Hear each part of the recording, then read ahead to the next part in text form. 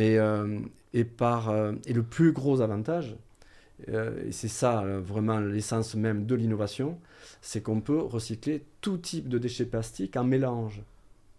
Parce que c'est Ouais. ça le problème. C'est pourquoi le recyclage mécanique, il ne peut pas aller jusqu'à 100%. C'est qu'à un moment donné, il est bloqué par le fait qu'on ne peut La pas tout séparer. multitude, tout à fait. Il y a trop Ouais. de Ouais. déchets et on ne peut plus, à un moment donné, les séparer. Puis, C'est vrai qu'on voit c'est... beaucoup de reportages quand même Oui, sur finalement ce recyclage que, j'ai envie de dire, le commun des mortels, le citoyen essaye de faire. Et puis mm, finalement, quand on voit le reportage, on a l'air de se rendre compte que mm, on n'arrive pas trop finalement à bien le faire ou oui, qu'il y a une grosse partie qu'on ne sait pas, en tout cas, gérer aujourd'hui, quoi. c'est Dans le ça. côté Ouais. mécanique, je parle. Ouais. Exactement. C'est pour ça que nous, d'ailleurs, avec un partenaire, Compagnie Project, le CIO, c'est Jean-Baptiste Sandoz.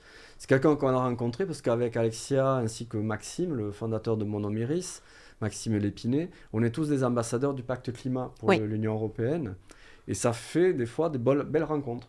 Et donc, un jour, lors d'une réunion à Bruxelles, dans le cadre du pacte climat, on a rencontré Jean-Baptiste Sandoz.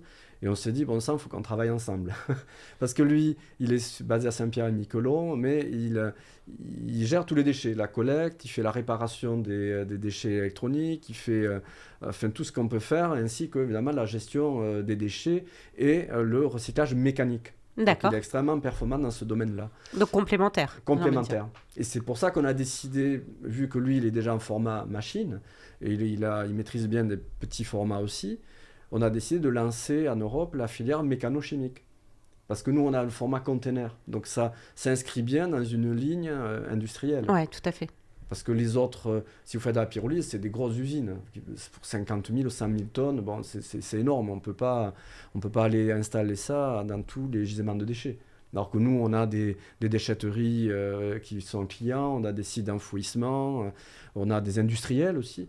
On a des industriels même qui s'associent ensemble en ce moment pour acheter une machine en commun parce qu'ils n'ont pas suffisamment de déchets, mais en commun, ils arrivent au moins à 3000 tonnes et là, c'est une opportunité. Bien sûr. Donc du coup, ça nous permettra de développer cette filière, d'être encore plus performant dans le taux de recyclabilité des déchets en France et en Europe.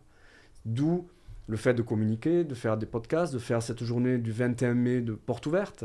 Il y aura des hommes politiques, il y aura des industriels, des clients potentiels, des fondations qui seront là pour dire, voilà, c'est vraiment ce qui manquait au marché. Maintenant, il faut arriver à la massifier.